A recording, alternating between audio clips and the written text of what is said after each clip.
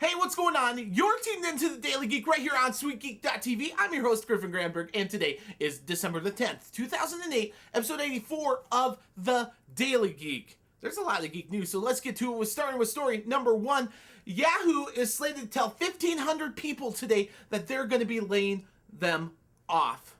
Kind of some bummer news. Even more bummer news. Sony is going to be laying off 16,000 people, cutting their investments, and pulling out of all sorts of different businesses.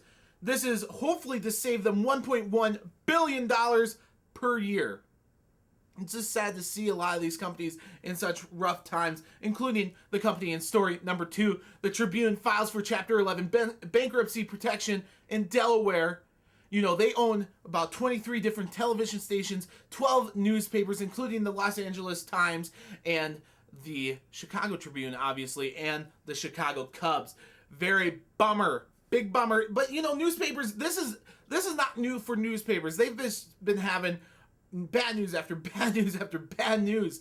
But the thing is it's just bad overall. The economy's bad. What we need to do, stick together, work hard, and let's stick together. We'll get through this. Story number 3, kind of more exciting news. One of Yahoo's largest shareholders telling Yahoo, sell off your search unit to Microsoft. Now, of course, my opinion, even though I know tech faith, you're not all in on this story like I am, but the thing is I think it's good news to see that they're kind of trying to push Yahoo in the direction. Of course, my opinion is that Microsoft should buy just all of Yahoo, and that should be Microsoft's search engine is Yahoo. But as we know more, of course, I'm going to let you know about it right here on the Daily Geek. Let's move on. Story number 4. Some girl in Florida is actually suing her previous school, her high school, for suspending her for cyberbullying. Now, what did she do online? Was she harassing people? What was she doing?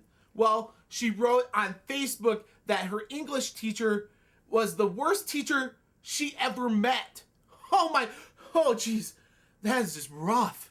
That is bad. Well, now this girl's in college and she has decided to sue this high school, get it off her transcript, to get it off her record, and possibly to pocket some dough. Now, the last part I'm not super sure about, but the thing is it's just kind of interesting to see. If we ever find out or hear about an update on this story, of course, I'm going to let you know about it. Story number 5, very exciting news. Sony Ericsson, HTC, both confirming that in 2009 they will release at least one, possibly more, cell phone units with Google Android platform, which is just huge. It's good news. It's big news. And of course, HTC already has the T-Mobile G1 out there right now that's doing very well. Very exciting to see a lot of these big names picking up on the Google Android platform for cell phones. I like this because it's open. There's lots of competition. Ooh, I like that. Let's move on. Story number 6, last story of the day. Some cool statistics about online video thanks to ComScore. Of course, you know I'm a statistics junkie,